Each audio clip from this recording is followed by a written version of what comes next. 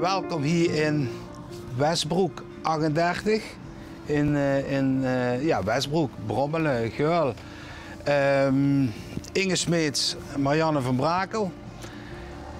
We gaan het hebben over het water. 4 weken geleden. En toen, wat gebeurde er allemaal? Ja, het was heel bizar. Het ging heel snel. Buren liepen buiten. We gingen auto's wegzetten en het was 's avonds 22:30. En er kwam heel veel water kwam er opeens op je af. We hebben nog geprobeerd om met allerlei duct tape en zandzakjes wat af te plakken. Maar het ging zo snel.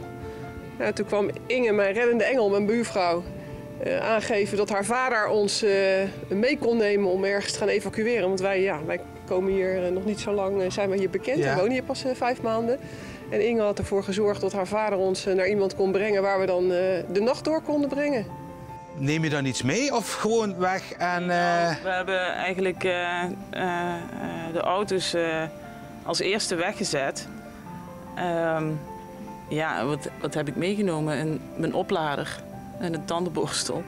Ik heb mijn tas gepakt met mijn paspoorten en mijn portemonnee. En ja, je moest ook gelijk weg, want we liepen op dat moment tot ons middel in het water. Oh.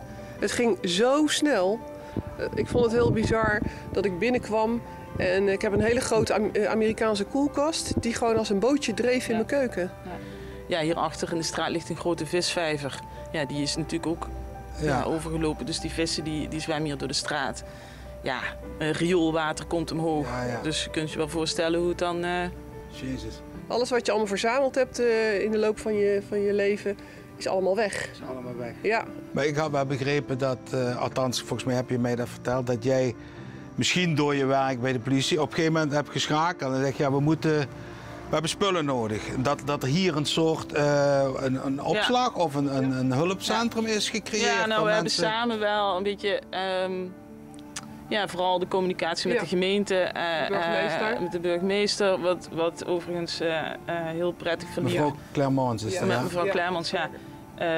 Wat prima verliep en we hebben geprobeerd om een beetje de verbinding te zijn tussen de wijk hier en de gemeente, maar ook met alle hulpverlening zeg maar, die hier rondliep.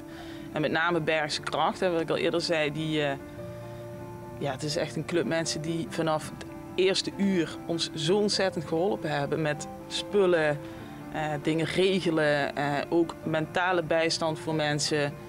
Ja. En we hebben hier, waar we nu zitten, was eigenlijk een beetje de verzamelplek van al die gedoneerde hulpmiddelen, poetsspullen, noem maar op. Rode Kruis heeft een aantal dagen maaltijden iedere avond voor ons verzorgd. Geweldig. Dus dat zijn wel instanties waar we echt wel heel erg veel aan te danken hebben. Ja. En dan zie je ook die samenhorigheid die dat dan met zich meebrengt. Iedereen, dat is dan toch het moment als dan de maaltijden komen, dat iedereen weer eventjes uit zijn huis komt om te kijken van hoe is het met jou vandaag? Ik wil je heel erg bedanken dat we toch een beetje het leed hebben mogen metmaken van wat, niet alleen in Ugg 2, maar hier zit dan het voorbeeld van gans Westbroek en misschien Brommelen en heel veel van Geul. Dus niet vergeten, niet vergeten, niet vergeten.